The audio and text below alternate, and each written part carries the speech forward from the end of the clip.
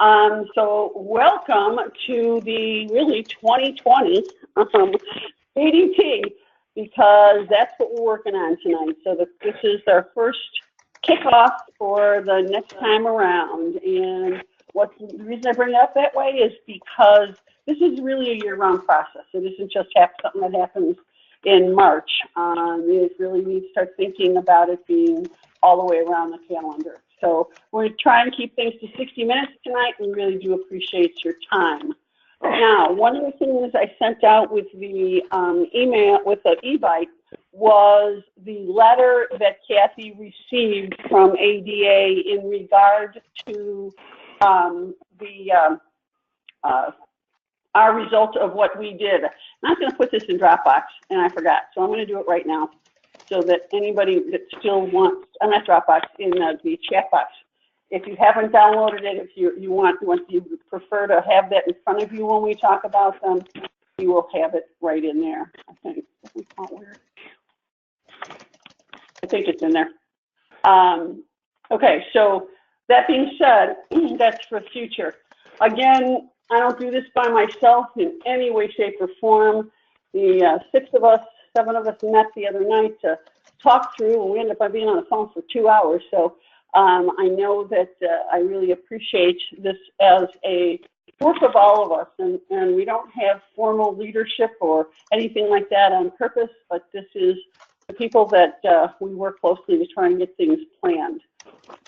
Jill always does the agenda and sets that up. She makes some sense out of what we talk about on those meetings. Thank you, Jill. Sometimes I wonder, you did a good job. And you know what I'm going to do is I'm going to hold, because I think there's going to be more people signing in, I'm going to hold on the asking people to, to identify themselves until we have a few more people come in. So, oh, that didn't come out right at all. What is that Chinese in there? Well, whatever, you should be able to get the link there. One of the things I wanted to point out is, well, two things, how sometimes not good things can lead to opportunity. We were well kicked off on creating my new website, creating our insider content, creating a whole lot of things, and I lost my web person. He kind of went MIA. Well, let me show you, though, some things that you may or may not know about this link on DentalCodeology. This is for insiders only, which all of you are. There's content on there that only you get by being a participant in this group. For example, there's a couple of blog post questions that came in this week. Those answers I put in here. Also, if you participate in the masterminds, you know that we offer a CE, AGD Pay CE for the masterminds. If you can't attend one, they're posted here. I'm in the process. I have the questions done. I haven't quite figured out how to link them. But if somebody, you want to go back, if you missed one, or you want to take it again, you can take it again. There's some questions for CE that you can take here. This is also if you miss a consortium or you want to re-listen to something from the consortium. These are also posted in this area. So this is all on the Insiders tab of DentalCodeology. Each of you, when you signed up to be an insider, did get a password or set up a password, as well as a link that gives you 40% off of the products and the courses, et cetera, et cetera. But that link is also what gets you in there. So we are the voice for many. This group goes, and we represented ourselves, I think, rather well this year at the CMC. There were 4 of us that went. And what I'm going to do, let me go back, so let's see who's here tonight. So the reason I do this is not attendance. This is about recognition. This is about, I recognize that you're giving your time, and we want to have you say hi. You don't say anything else more than hi unless you want to. So first of all, Alan Fordell. Say hi, Alan. Hello. Thank you. We'll make Glad to be here. Later. And Rita Palma. Hi, everybody. Cheers. That voice sounded pretty strong that time, Henry. Kathleen, are you here yet? No, I don't see Kathleen yet. Cheryl's our Hawaii connection. She isn't here yet. I see Connie, though. Connie? I'm here. Hi, guys. Did you finish your training, girlfriend? Oh, yeah. I was in my territory all last week. I'm rocking it. All right, good for you. Good for you. Denise. Hi, everyone. There she is. Hello, hello. Doug, who do we hear that came in as Doug? Somebody signed in here as Doug on the sign-in list. Who is that? That is Doug Thompson. Oh, hi, Doug. I didn't know you were going to be. Oh, fantastic. Hey, how are you? You know what? Yeah, Can you say the next time put your last name in? Hey. I'm on a flight. I'm on a flight from Detroit to Seattle, and it's You're actually calling in from a. You're calling in from a flight. I'm on a plane. Wow! Yeah, thank you. 38,000 feet. Yeah, I'm going out to Seattle. Ah, guys, technology, huh? All right, Jamie, say hi, Jamie. Thanks. Hello, everybody. There she is. I don't see Jan yet. Jan, you're not here, are you? I know sometimes people call in. No, Janet. I'm here. Oh. Hi, Janet. Hello. Jean. I don't see Jean. Not yet. Okay. Hello, Jeanette Miranda. Hey, Patty, how are you feeling today? I'm a little better than yesterday. Thank you. Jeanette spoke before me in Minnesota. Did a really great job on talking about lasers, and then I followed her, and then we had Siobhan Healy and Melissa Brecker. What basically it was a DentalCodeology Insiders meeting for the Minnesota Dental Hygienists Association. It was pretty cool. So anyway, Jennifer, say hi, Jennifer. Hello. There we are. Great to have you here. Go screen. Jill, I saw you sign in. Yes, I'm on. How are you tonight? I missed your recognition. Hello. I said thank you for doing the agenda. Sometimes I don't know how you get out of what we talked about, what you do. So thanks. So Jill Rogan, is it? Jill? Hi, Patty. I'm here from Minnesota. Minnesota. Hello. Oh, hi. That's right. Hello. Kathy Ford is here, right? Say hi, Kathy. Hello, everybody. There we are. Thank you. Thank you. Linda Jorgensen. Hi, Patty. Hi, everyone. Good to hear all your voices. Thanks for your help again, as always. Lucy Conrad? No, it's Essie Kennard. How do you say your last name? Yeah, hello, I'm here. Is it Conrad, or do we have it spelled wrong? No, it's Conard. Conrad. Okay, there we go. It's going to be like Catherine Plulo, whose name I had wrong for however long. I'll try and get it right. Got it right.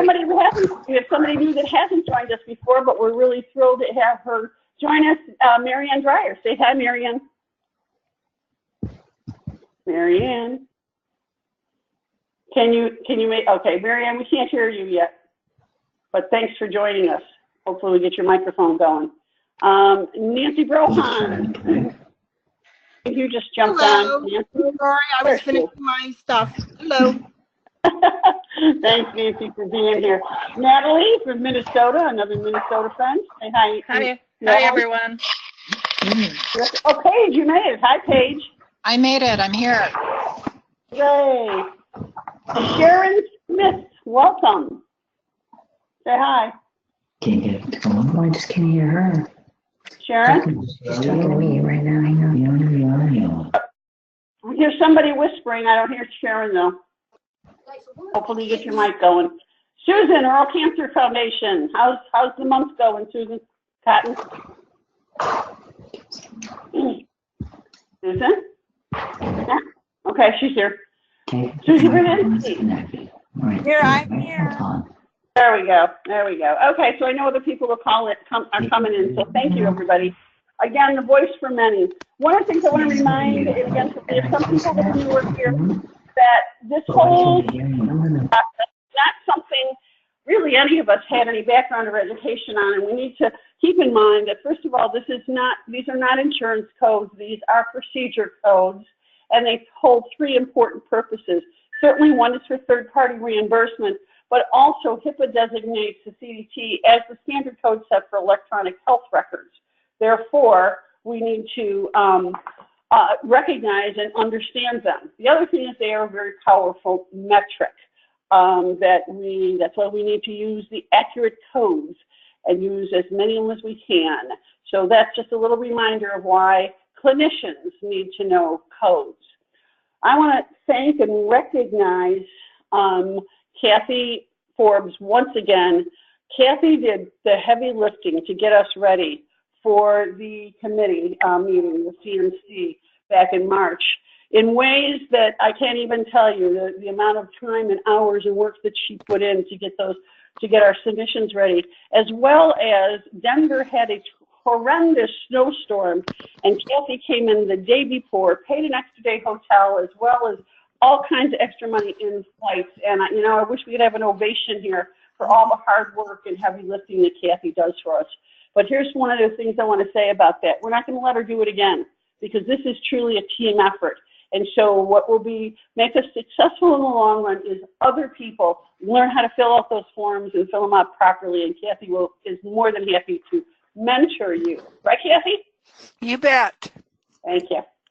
So who I want to hear from now is there were 4 of us that did attend the DCC, from the DCC that attended the CMC. I didn't say any real words there, did I? Anyway, and I want to have each of you just do like a 2 minutes, but an overview of your feelings about how you think the meeting went this time.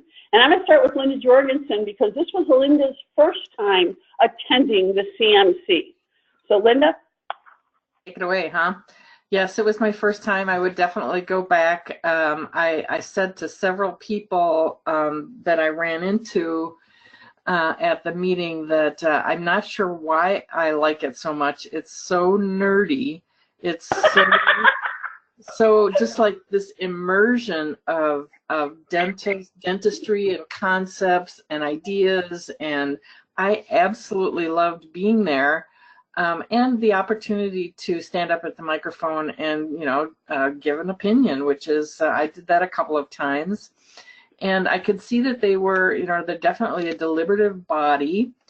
They are putting, and they were listening, I thought, to the things that people were saying from the microphone, people who were not on the committee, but who came to the meeting in order to describe how they think and why they might be in support of an idea, or there wasn't too much opposition necessarily. It was all, especially at the microphones from the gallery, people talking about wanting something new or different, or an improvement to the CDT code manual. So I would highly recommend it. I thought it was fun.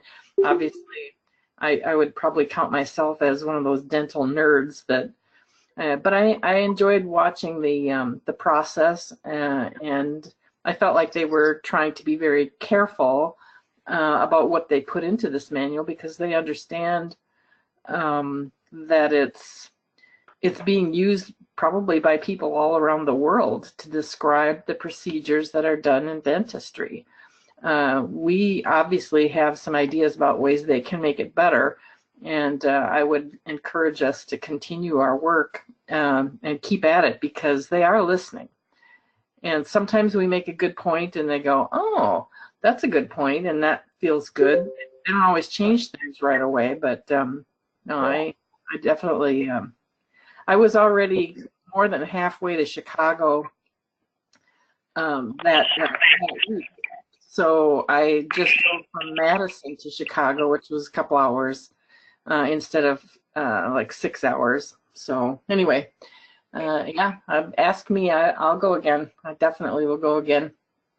Terrific. Thanks, Linda. Because there is something about being at that meeting that no matter what the rest of us that have attended many times or a few times say, that it can't be captured just in words, because it is a process. It is, as Linda described, lots of different opinions, thoughts. It seemed to me, and I'm going to throw my opinions in here in between, that there are more people that came there to testify that had a real interesting, it was almost like, here's some new products coming forward in dentistry, kind of a thing. It was really different that way. So, Patty, it was your third year. What do you think? What was your opinion? Yeah, let's see. I went from being oh so welcomed to they didn't speak. And this year was really different. I felt much more like they respected the fact that we were really trying to do something. and they listened. They didn't agree, and that was okay. But it wasn't the cold shutdown feeling that we had last year. Much more receptive, much more open.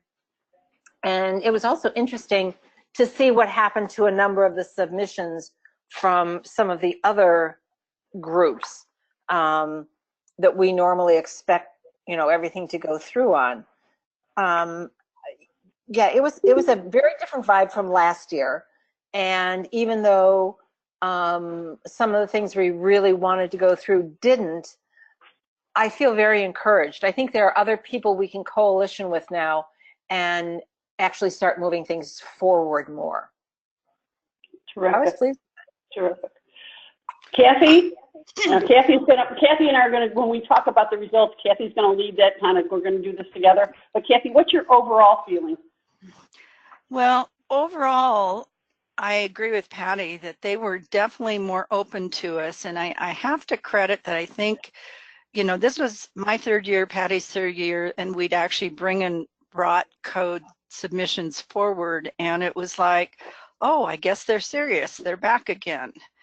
And they were more receptive, and they did listen more, and they responded positively, even if they did not accept the submissions. One of the things that I was a little bolder this year was if they did not accept our codes, I stood up and said, okay, then what code do we use? And they went, oh, okay, you would use, they were much more giving us, I guess, the ammunition of what we should be using prior to even receiving the report we did at the beginning of the month. So definitely we were a presence, and with the 146 codes, Patty, yes, there were more people there from other outside organizations, and we were a presence. We had more of those outside groups coming up to us and talking to us through the breaks, and so we made a lot of alliances at that point. So I thought it was good. I really thought it was good. Yeah. Okay, so let's talk about some of the results of this meeting specifically. Now, there were, as Kathy just mentioned, 146 submissions. And this math, if you're looking in you can do math in your head, that doesn't make sense. So this is total 63 accepted. Yeah, editorial changes and deletions. But if we really look at what was accepted either from revisions or additions, it's at about 29%. And we have actually somebody on this call that is way more expert than the rest of us, and who has been, by the way, in the background helping coach anytime I ever call him, is Alan Fidel. And Alan, you were the chair of the previous version of this committee at one point, correct? Yes, for 6 years actually. For how many years? 6. 6, there we go. Okay, so, and in your experience, this number of submissions, is this about average? Hello? Yeah. Okay. You started to fade in and out. Actually, before it became the CMC, this would have been about average. Sometimes 140, sometimes 200, but that would be average. After the CMC was first formed, there was a backlog of work that the ADA wanted to do. So we had a couple of years where it seemed like there was a lot of submissions. Last year was notoriously low, and I think we're sort of finding a balance. So this meeting, which at one point was, 2.5 days, is now pretty much down to a one-day meeting, where the work they do, they can do it pretty quick. So there is that. And some of the ideas that you see occur over and over again, because there's the people who send in new submissions oftentimes have no historical background. They don't look and see what has been submitted before and what the results of those things were. And so oftentimes you'll look at the roster and you'll say, oh, we've seen that before, we've seen that before. And so, those of us who sit in the back of the room oftentimes have a general sense of what's going to pass and what has no chance of passing, even before the meeting comes. And only rarely do they ever really surprise you. So that's a sort of a short version.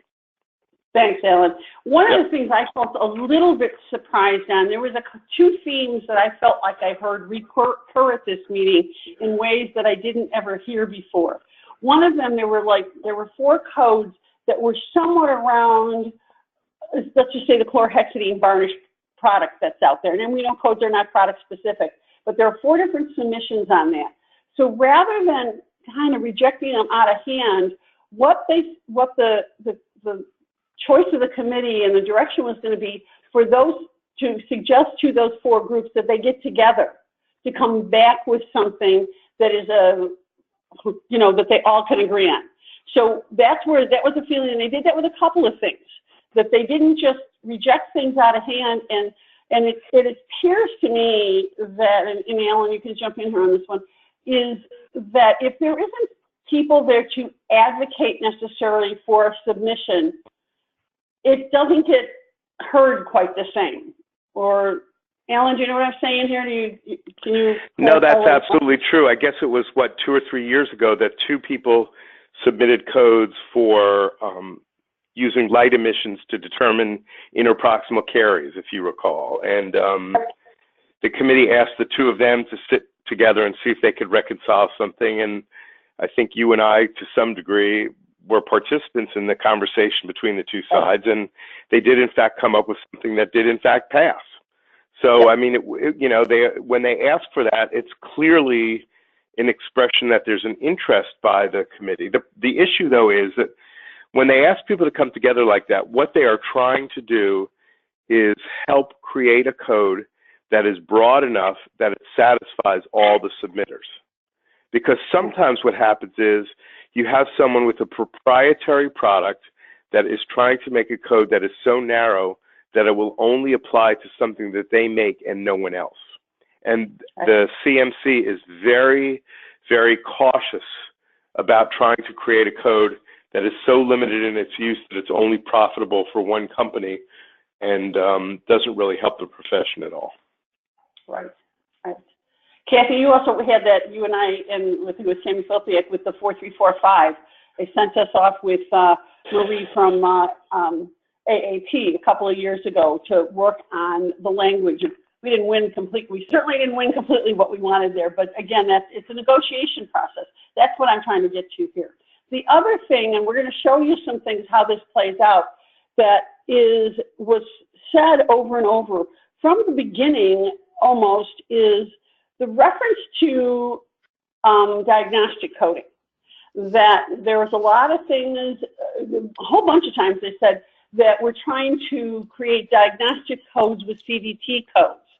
That's where Ken Preble, is it Preble? Is that how you pronounce his name? I think so. Anyway, he came up a couple times, and also people from the podium in the back were saying, hey, well, it's not like we're looking for payment under this code. And he clarified to the group, and he did a couple times, the codes are not about payment. They're procedure codes. So it was interesting how that was themed that way a couple of times. Now this is just a couple of lessons. First of all, anybody can get this information. You can go to ADA CDT or CDT ADA, whatever it is, I Google. It's the easiest place. And all of this is published. This is public knowledge. But what I want you to get out of this slide is that sometimes people think we can submit for the number, for a code to go into a certain section. That's not how it's played. So what I'm showing you here is this is a list, page 204, of the things that were accepted for new codes. If you notice, they don't have a number yet. So this is a final of what was voted, yet the process is still going on right now for it to be determined where these codes are going to go. And I know that it might seem obvious where they go, but that's not always the case. The 4346, that code going into periodontics was a very specific choice that was made. The code that is for the trays that most of us know as Perio Protect, again, codes are not product-based, but that didn't go into the Perio section. It went into a different section, in the 5000 section. So it's not always that we get to say, hey, we want this code number in this place. Just not how the process works. We do want to talk about what was really turned out to be a win in a lot of ways for us as well as the Canberra Coalition. And Kathy, I'm going to have you jump in here in a second, but let me first talk about and remind people, and if you weren't on the call, back in, oh gosh, I think it was our January meeting, we were looking at the codes. There was, I think, they put 5 or 6 codes that the Camera Coalition had submitted. This one in particular was a 3-paragraph nomenclature. In other words, name they listed, and it's like, I was talking to a friend of mine who knows people, again, and I said, oh my gosh, they don't know what they're doing. And so what happened is 3 of the, it was the president, the president-elect, and somebody else of the Camera Coalition attended our meeting. And then what happened is at the meeting itself, first of all, the representative Nate that was there, Kathy, do you remember his last name? I don't. I was just grabbing my stuff to see. No, I don't remember his last name. I'm sorry. Okay, but anyway, he came to us and asked for our help, because what happened is in the discussion that the committee almost really wanted this code to pass. You could see that, and what they did is they went back and forth, and then they said they gave Nate until the end of the meeting to come up with a different way of writing it. And so we worked with him over the breaks and over the lunch and that sort of thing, and it was ultimately passed. But in that discussion, he said to us that if this goes through, it'll be because the DCC has helped us. So that was, whoa, cool thing that happened. Anything that you want to add to that, Kathy? No, I was sitting in front of him, and he was, I guess I don't want to say coaching, but he would say some things, and he did his testimony, and I was sitting right by the mic, and they'd ask him something, and I'd kind of feed him a way to say it because he didn't quite know what to do. So I prompted him a little bit, and when they asked him to come back with it rewritten, he said, "Would your group please help us write this?" So we did. We helped him write it. Yeah. And it was cool. That's what it was. Cool. So that was a win, because we had something to do with that one. So what happened, again, I'm not going to go through all of those results. If you want a copy of those, like I said, you can go onto the committee, the website, or you just contact me and I can send you a copy of all the results. For a lot of you, it'll be, you know, they should be published with their numbers probably by mid-May, beginning of June, but we'll keep you posted on that. So what were the results of our submissions? Well, this is where it gets kind of interesting. So the reason that's important for us to look at this, this was definitely results. There's a difference in the thought process. We think, oh, well, we didn't win. No, it's not a win-lose thing, but these are the results. And the way when we talk through this, what I want you to think through is, how is it that these are going to help determine our future? What I mean is that the ADA does help. Now, one of the things that happens is this goes to Kathy. Why? Because Kathy is the one and her address is listed as the submitter for the consortium. And you can see that she just got this. And in some ways, I'm glad, because we were supposed to have this meeting earlier this month, and thank you again for everybody for letting this be rescheduled, but we didn't have this at that time, so I'm glad we have it now. And what's important in this process is that we can really understand this rationale that was given for the rejection, so that we can better formulate it for the future, or decide to not bring it up again, at least for a little while, or how we might need to rework this. So Kathy, why don't you go ahead and talk about this? 3 of them in a row, they had the same rationale. Well, what was interesting is at the very beginning of the meeting, they were very clear on that when they send out this report, that they were going to give solid rationale for why they did what they did, which they haven't said that at previous meetings. I mean, it comes out, but they wanted to make a point. Well, if you read the rationale, it says the requested addition would be disruptive as it would duplicate a well understood and established CDT code entry. And when I first read that, I went, well, any code could be disruptive because they're trying to improve it. But that language just caught me off guard, because it's for the 3, the primary, transitional, and the other one, that because it would be disruptive, they rejected it. And I'm curious. Alan, have they ever done that where they've mentioned that a code is disruptive? They do it all the time. Yeah. Really? They've never used that language disruptive before, but they basically say something like, this code has a long established use, and if we accept the new code, it will cause confusion among the profession.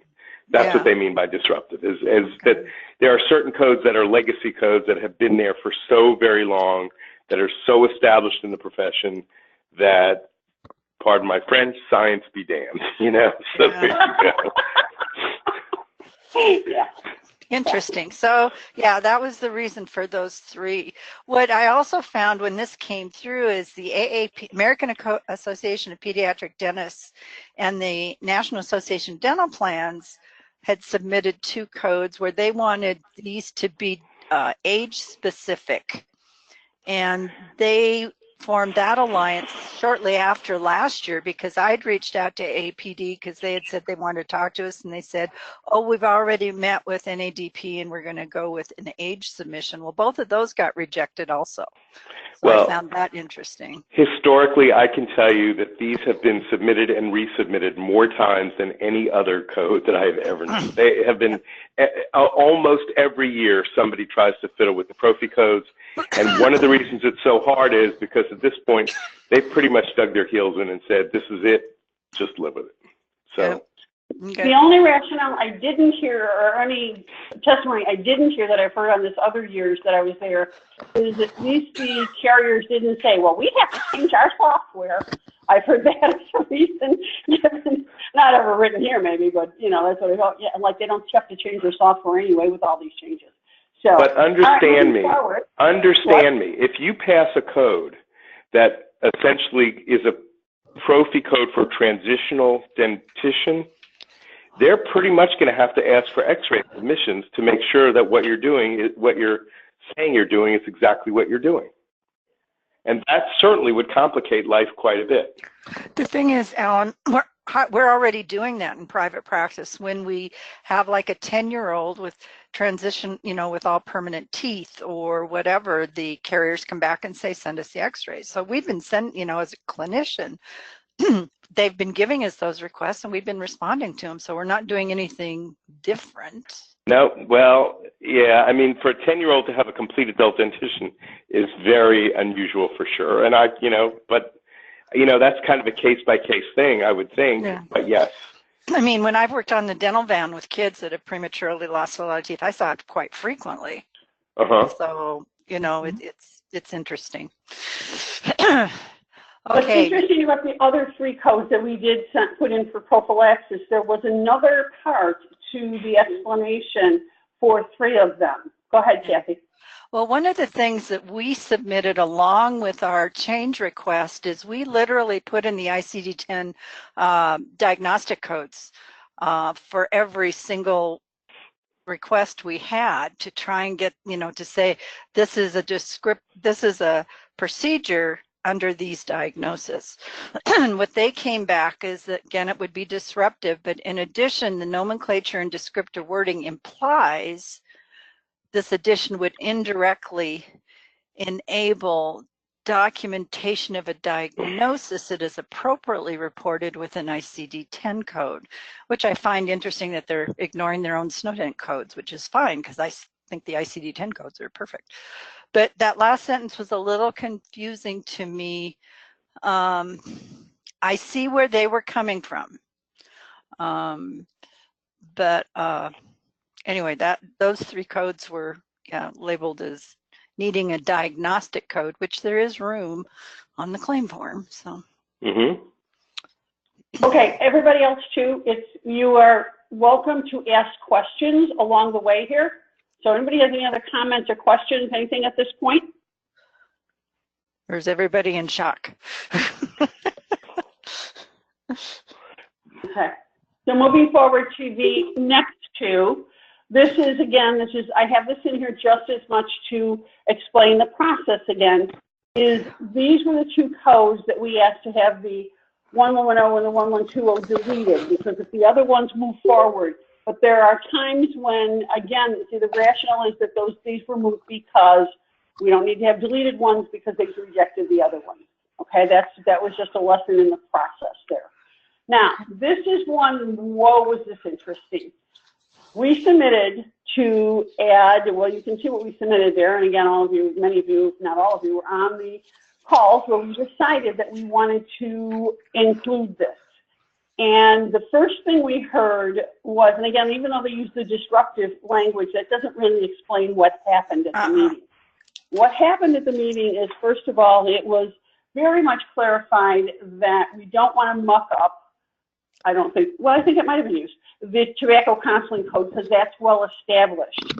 Yet there did see a need for creating a code for counseling for non-therapeutic uses of drugs.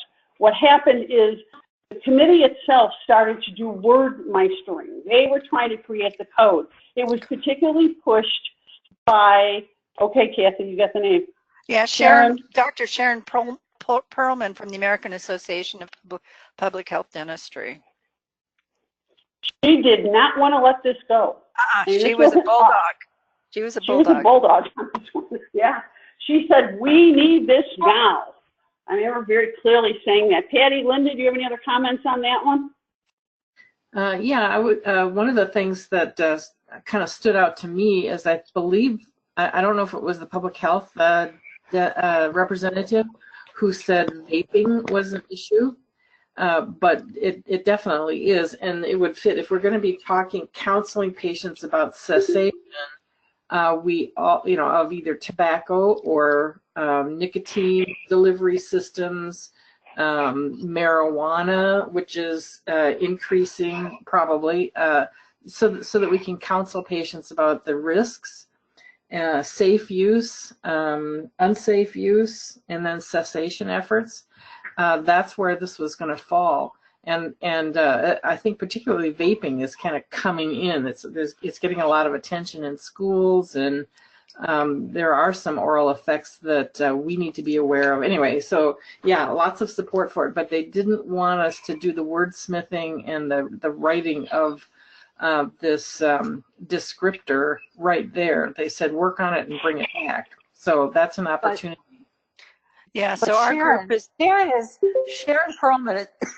I've known her for a long time, and yes, bulldog. When she wants something, she wants it, and she was really pushing to have it worked on over the lunch hour or through the afternoon or something. She wanted that, and she didn't want to wait again. She wanted it in this year, not waiting for another year.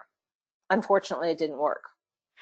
But we have a directive that we're supposed to reach out to her, and between all of us that we pull something together. So she is, I talked to her afterwards, and she said to get a hold of her. So that we're on the block to make that first move. Yeah. And this is where, again, looking at these through the lens of, do we bring anything for prophylaxis back or rework those, or do we go down a direction where for 2020, we know we want to bring this one back. What else do we want to bring back? That's part, again, why I said we want to use these to think through that process. This was another one that had a very, very interesting discussion. Go ahead, Kathy. Oh, hi, yeah. Of course, we wanted to bring the part about dental biofilm in, but we wanted the dental professional in accordance with state practice acts. Take the word dentist out, and I appeal to the fact that there are providers like here in Colorado, where we can do perio maintenance, and that if we build it the way it stands, insurance carriers would be given the option to deny it, saying you don't qualify because of the definition. And the chair, Chris, said, no, state practice acts trumps CDC definitions. And I went and I wrote it down really quick in quotes, but that was his language, that state practice acts trumps CDC definitions. So that's rather interesting. That means anywhere that it lists a dentist, and if you're allowed to do it, whether you're a therapist or a hygienist or whatever, you can go ahead and do it. Now we'll see if the insurance industry will reimburse people, but it's on the record, and that's what he said. No one contradicted him, so it got rejected, but interesting. If anybody here has any connection to where we might be able to find data on that exact thing, are there hygienists or other practitioners that might be legally allowed by their state practice? Are they getting rejections? Are they getting rejections? And if we can find some data on that, I think that would be really interesting. Shouldn't ADHA have that? Maybe what? Shouldn't ADHA have that? No, ADHA doesn't have anything to do. ADHA has nothing on this.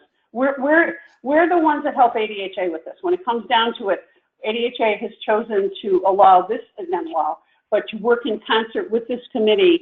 Tammy Filipiak is usually the person has been on here. She was also in Minnesota. I don't think she's here tonight.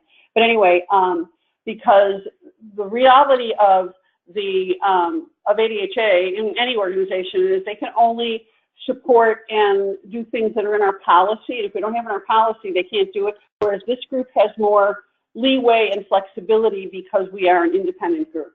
So no, they don't collect any data on that. Okay.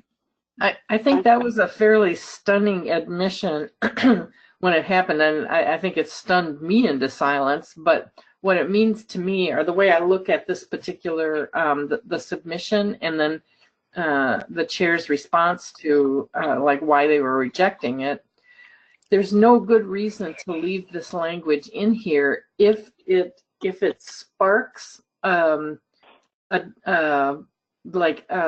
does a patient have to file a lawsuit, get a lawyer, and say, or does a provider have to get, engage in the legal process in order to get reimbursed? That shouldn't be the case. And if the insurance company is using this language to deny a claim because the provider wasn't the right type based on this definition, then that's a good reason for making this language provider neutral. It's a very good reason for doing it. Now, our evidence, if we could find even one example, it doesn't have to be a lot, one example of an insurance company rejecting a claim and not paying because the provider wasn't the right type based on this definition, then that's the only evidence we need to bring back to them. And there's no reason for them to leave it this way if that's the kind of problem that it causes. So anyway, we'll be a little bit more ready. I don't want to give this one up. I think this is way too central to what we're trying to accomplish. Well, there's certainly enough Facebook sites where people pose questions. Any hygienist out there, we could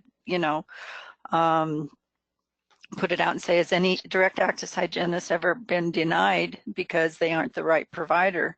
Mm-hmm. Even Oregon has a really well-oiled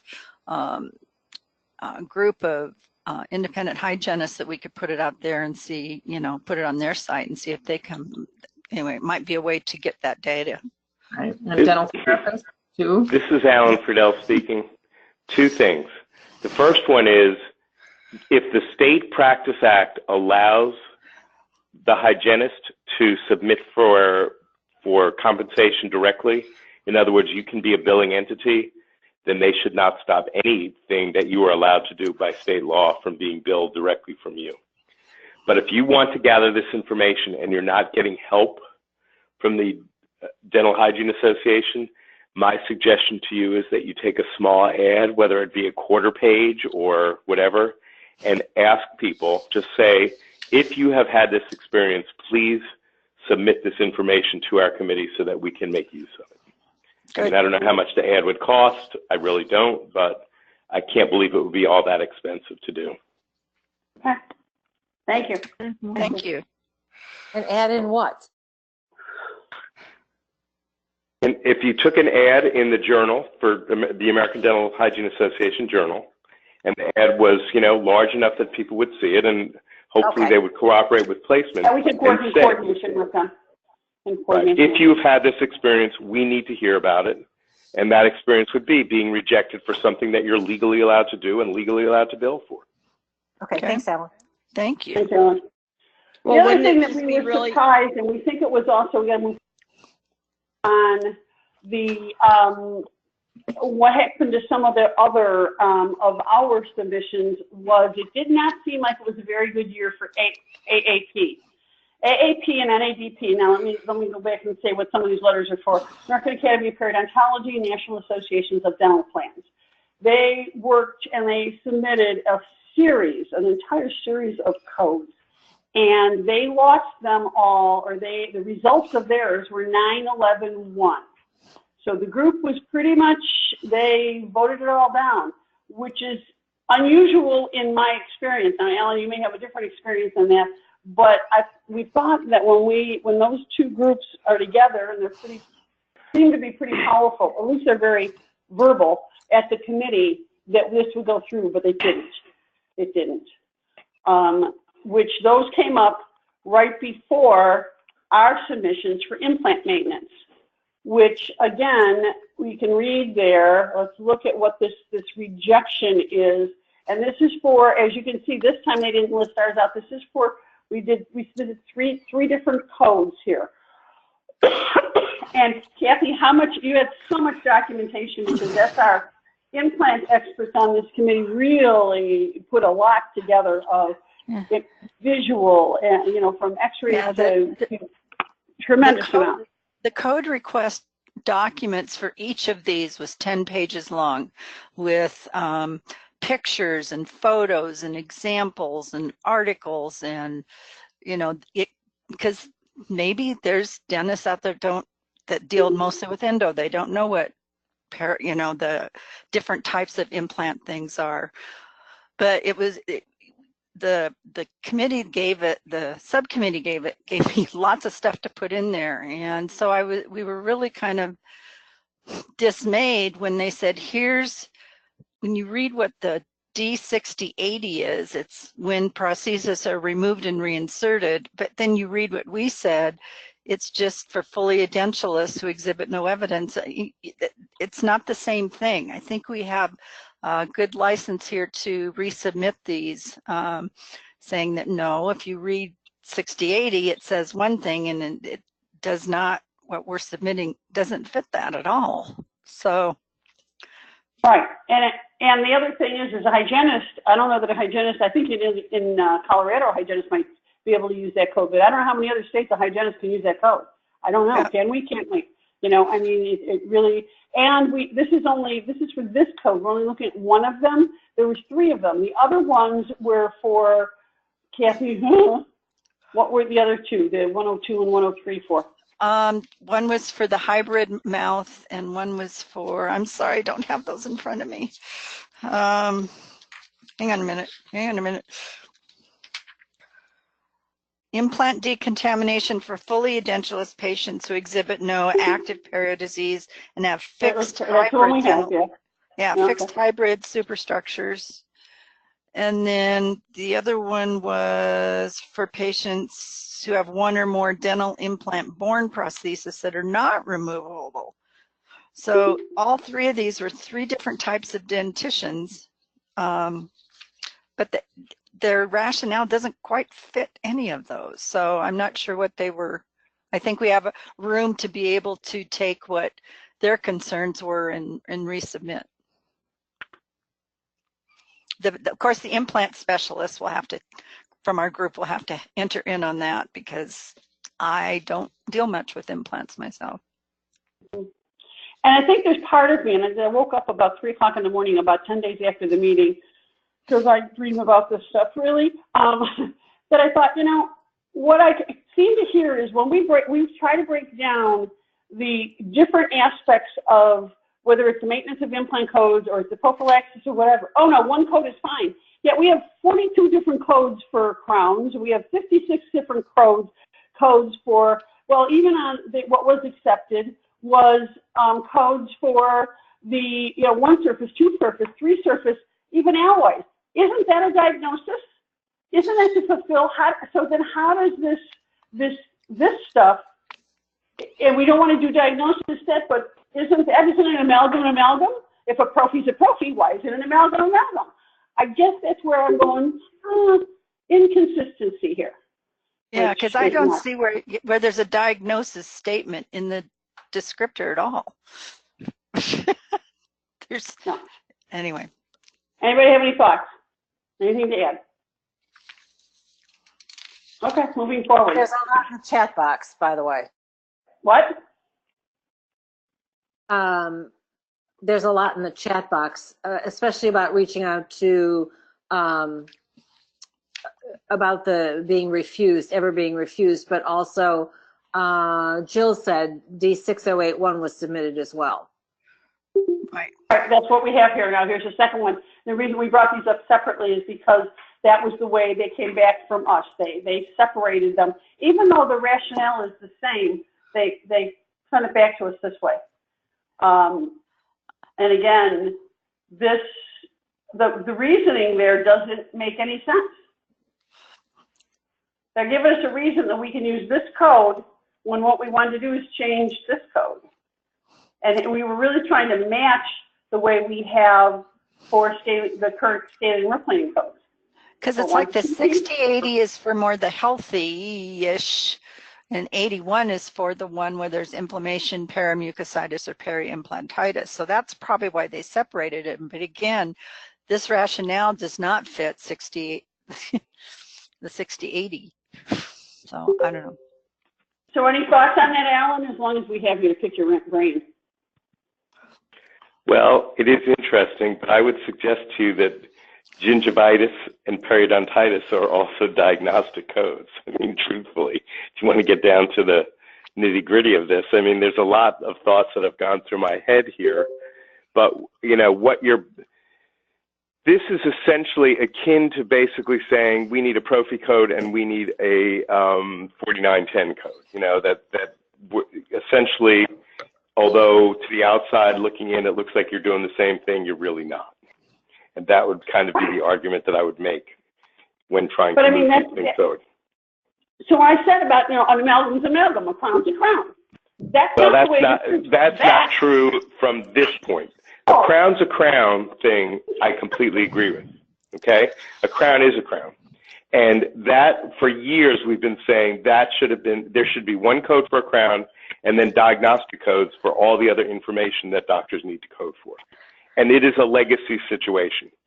But in terms of a single surface restoration versus a 2 or a 3 surface restoration, they are different procedures from the standpoint that whether or not you need a matrix band, how you isolate the teeth, the amount of work that goes into it is substantially different. And it is helpful to the patient community to not have patients who have single surface restorations overpaying and people who have 3 surface restorations underpaying to kind of split the difference, especially for pediatric patients. That's the same argument as hygienists we could make for what we're talking about here. Because it's different. And again, the point that I'm trying to make is I don't disagree with at least parts of your argument. I think that the concept of, you know, there are other codes that parse out in such a way that, you know, that they do have a diagnostic component, okay? But remember my famous saying to you, you know, and I didn't make this up, that man is not a rational animal, man is a rationalizing animal. And so the point of it is when the committee decides they don't want something, they will, in fact, tap dance on the head of a pin if that's what it takes to reject it. Okay. But again, this is okay. This is the one we thought was a softball. It did not work at all, and there was not much. One of the things also that is, and again, observationally, is the committee gets tired. They want to get done, and these were 141 through 144, so they're almost the last ones heard, and they went nowhere. They just went nowhere. We thought, I think we put these in because we thought it was more up-to-date language, but again, disruptive. Any other comments on that? Anybody? No? Okay. I will give you one piece of comment. I think bleaching is, in fact, a more accurate term. Because what you are actually doing is you are using chemicals to remove debris from the enamel. You're not actually changing the color of the teeth. Never thought of it that way.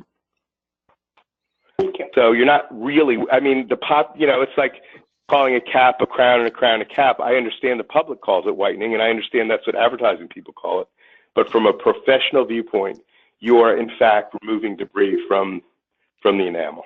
So. But is that the word that's used in the literature in definitions? It just seems like it's I don't know, kind of not the best sounding words. I don't know. There's language that's more accurate, but if that's what it is. Well, that goes back to the code that you were recommending about cessation of, drug problems. For me, you used a lot of language to basically say drug abuse, which is really the popular nomenclature, and that's really what you're talking about.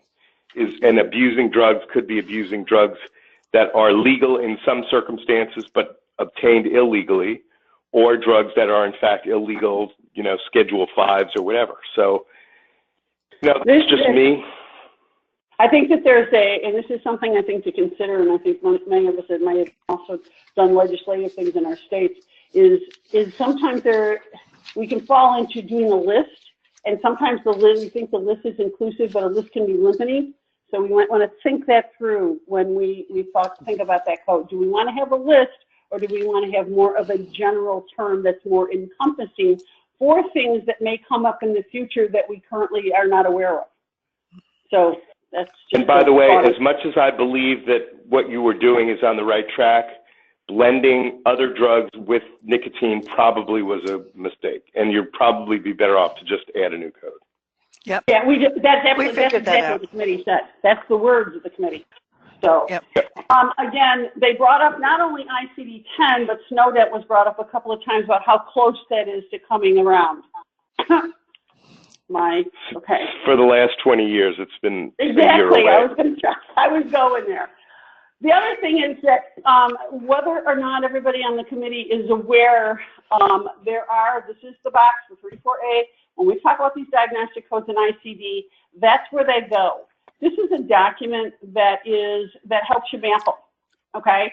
And this is, again, it's usually found online, but if you want me to send it to you, again, happy to send it to you. It's about a 10, 12-page document, but part of the reason for this thinking is this whole idea of diagnostic coding, and so many people that talk about, they want to do medical cross coding, yet most of us don't even know how to do dental coding that well.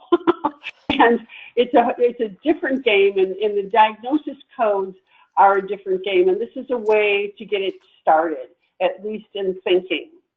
So hopefully, again, this discussion will help determine the future.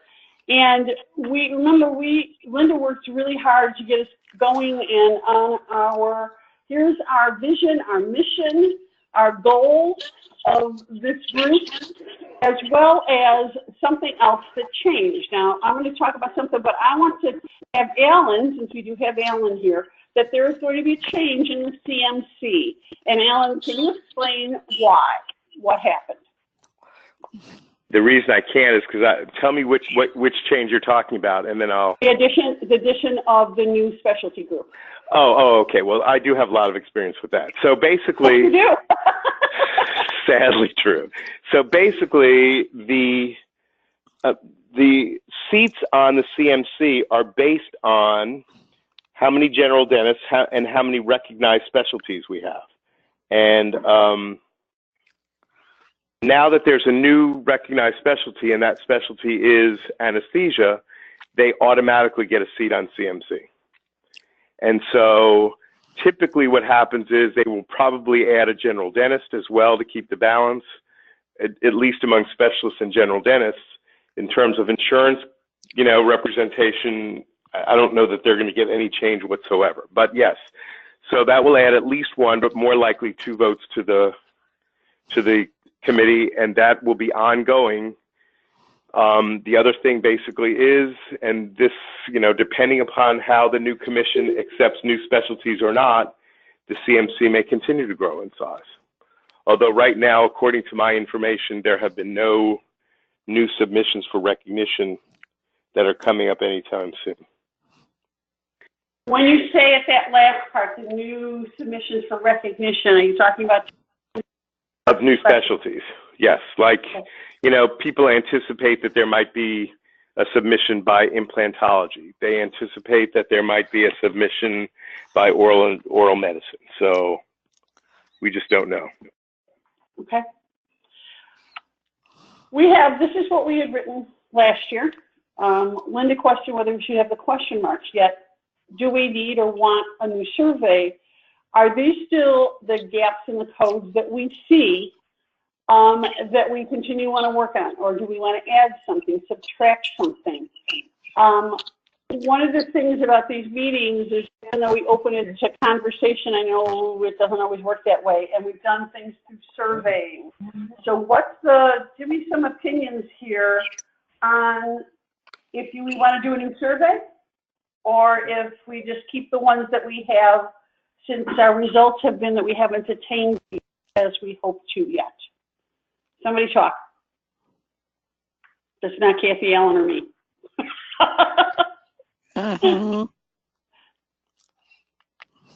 Hey, Patty, I think that we need to focus on, this is Jamie, by the way, but like the vaping as well as the other, say, prescription drugs. We know opioids are a huge epidemic, and the counseling for patients that we see, and to be able to do it that way as well. So that would be my take on it. Okay. Jeanette, talk about lasers.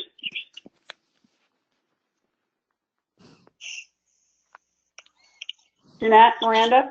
Yeah, there you are. Yes, I had to find my mute button. I like lasers, Patty. I know you do. I know you do. The thing is that this is historically a really, and it was even though there were no codes that were brought forward this time, there was a side conversation that we had with Marie from AAP, and you know, I'm not sure what we could come up with at this point unless we have something radically new and different to change the outcome. So do you have anything for us from ALD? You know,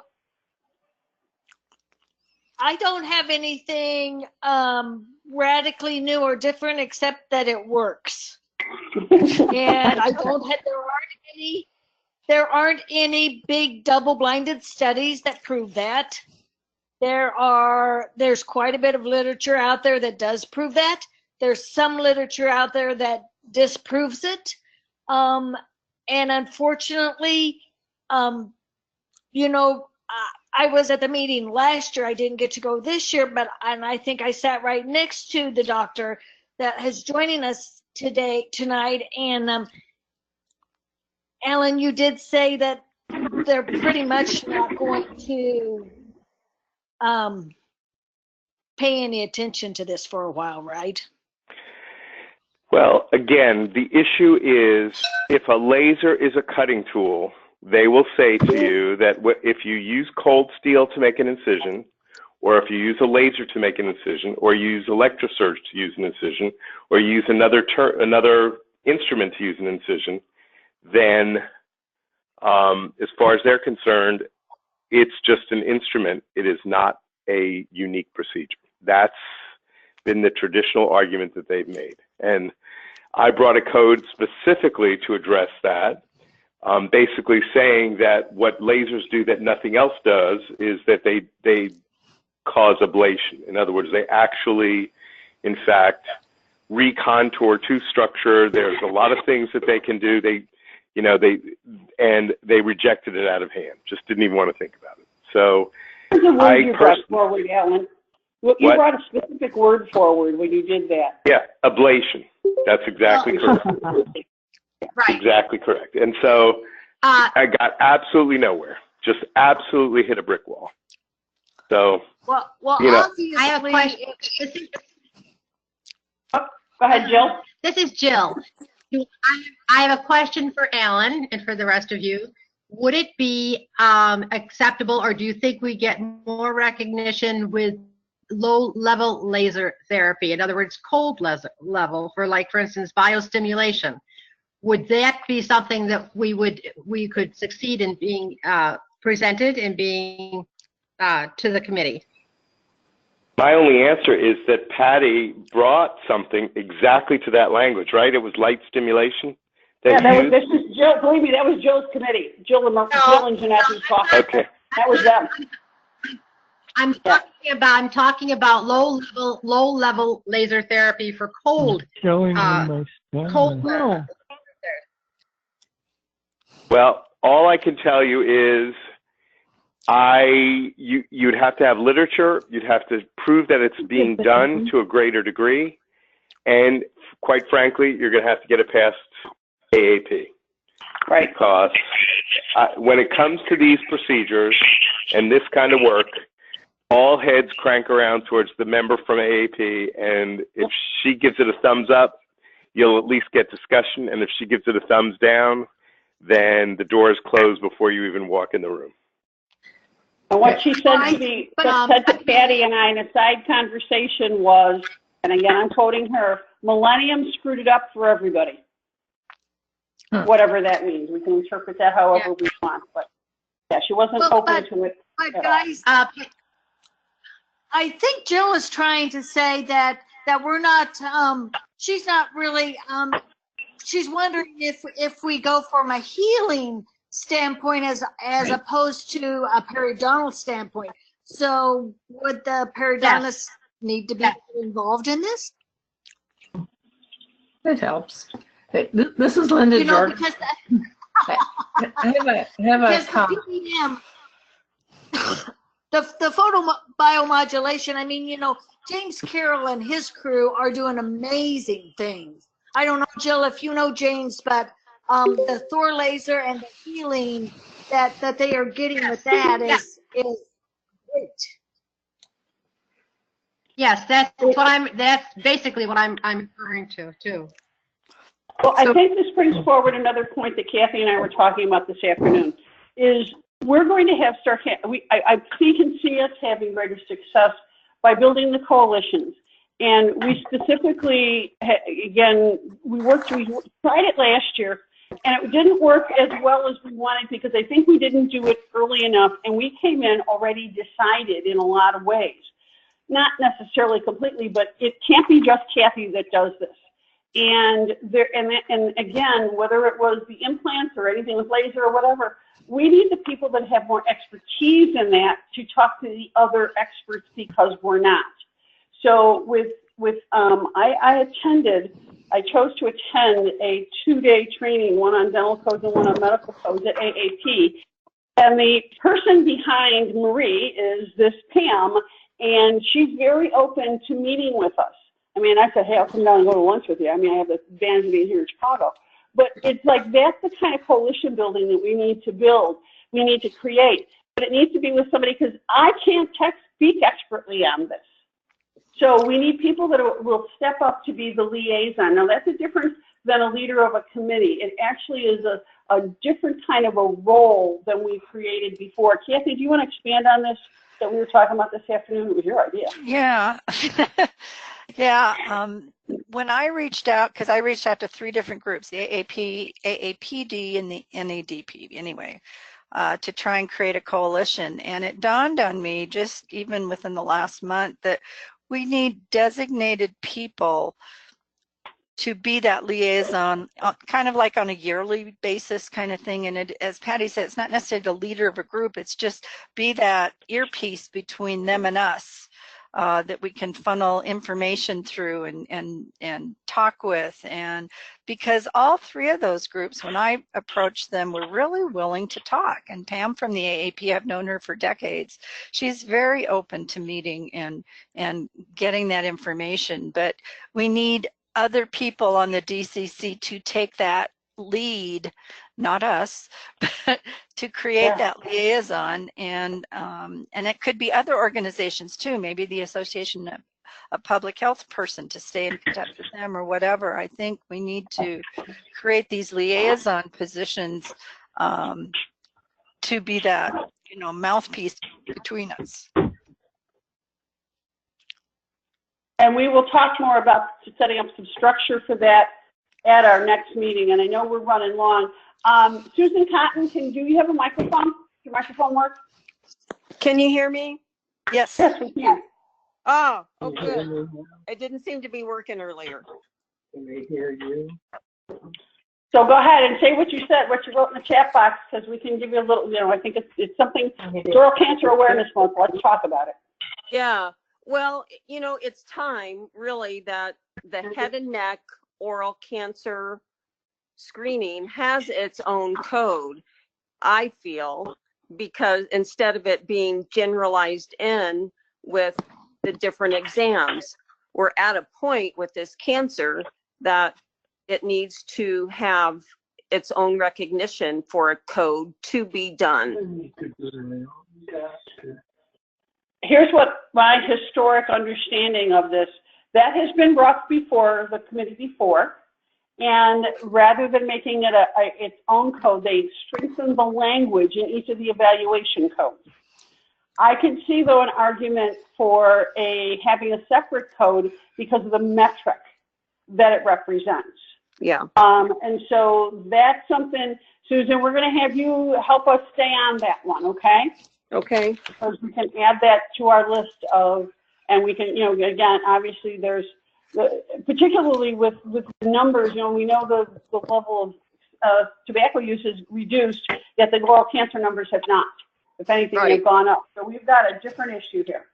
And so even though the decision was made a few years back to do it that way, again, part of the reason the codes moved from a 4-year to a 2-year to an annual process was for the new technology, science, and research that we have, and we have research to support that. So I think that might be something important for us to consider. And Patty, if I can add, that would fit perfectly in the pre-diagnostic services, because those assessment codes, like the assessment 191, is a limited clinical inspection. So we could create a limited, you know, for cancer screening.